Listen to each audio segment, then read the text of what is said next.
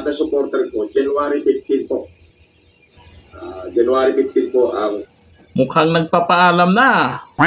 Makukulong na ba sa January 15? Nako, nitong nakaraan may inilabas po tayong post galing kay Food Genius Vlog tungkol sa kaso po niya. Ito po yung post natin nakaraan. Ang date po dyan ay December 9. At maraming mga nagsabi ay babalik daw sa Oblo itong si Norman Mangusin, yung nagpakilalang Francis Leo Marcos. Ngayon po, ang sabi niya, hindi daw totoo. Fake news daw yung post ni Food Genius. Sa post po kasi ni Food Genius Vlog, dito sa information niya, ay sinabi natin nakaraan na pwedeng magbago yung schedule. Kasi nakalagay naman po dyan sa post, unofficial and unverified report. Kaya pwedeng magbago yung schedule.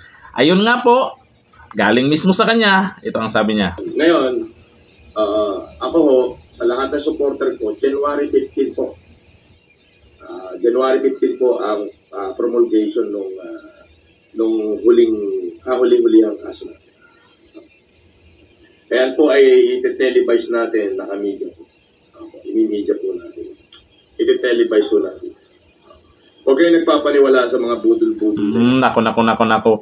Meron palang kaso yan. At ayaw pa niya banggitin yung kinakarap niyang kaso ngayon. Kasi pag minalas-malas siya dyan, luluwag talaga. Wet po niya. Ewan ko kung makakalabas pa. Yan po yung kaso niya. Medyo mabigat yan.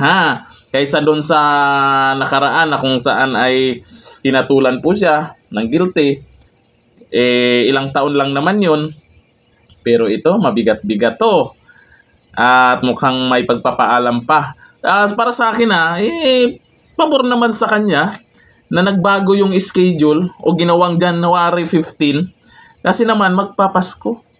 Kawawa naman yung tao. Para naman makapag-happy-happy sa Pasko. Kita nyo naman. Mukhang stress na. Kawawa naman. Stress na. At ito po, yung kaso na yan, medyo matagal na yan. Kaya ito po ang inaabangan po ng karamihan. Lalo na po yung mga OFW na nabudol niya.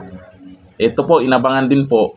Pero kung ano mang maging resulta dyan, sabi pa niya, i-televise pa daw. Jesus, burit ka na naman kulaong. Kung ano man yung magiging resulta dyan, manalo man o matalo. Kasi ganito po yan. Pag in case man na makalusot siya dyan, nako, balita ko may ilalabas na video yung pinagyabang niya nakaraan na may binayaran siya. Babayaran niya. Kaya abangan natin kung ano ang maging resulta.